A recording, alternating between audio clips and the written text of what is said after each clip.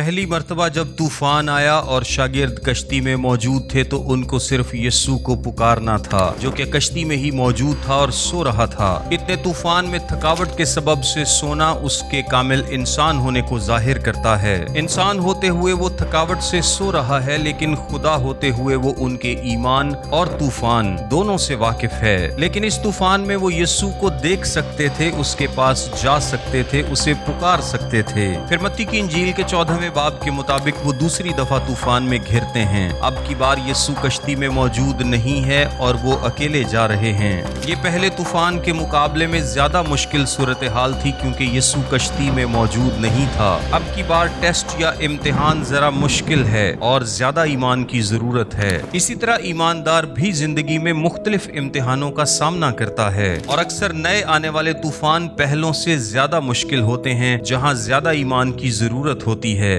अगर हम ज्यादा मुश्किल इम्तिहानों में से कामयाबी से निकलते जाएं तो ये हमारे ईमान में तरक्की का सबब बनते हैं। खुदा हमारी जिंदगी में ज्यादा सख्त इम्तिहान इसलिए आने देता है ताकि हम मजबूत हो सकें। ये ऐसे ही है जब आप जिम जाते हैं तो वक्त गुजरने के साथ साथ आप ज्यादा वजन उठाते हैं ताकि आपके मसल्स मजबूत हो सकें। सो जब आप जिंदगी में मुख्तलिफ इम्तिहानों में से गुजरें जो पहलों से ज्यादा सख्त हों तो परेशान न हों। ये आपकी ट्रेनिंग का हिस्सा है। खुदा आपको मजबूत कर रहा है ताकि पतरस के पहले खत के मुताबिक यीशु मसीह के ज़हूर के वक्त आपका ईमान तारीफ और जलाल और इज्जत का बायस ठहरे।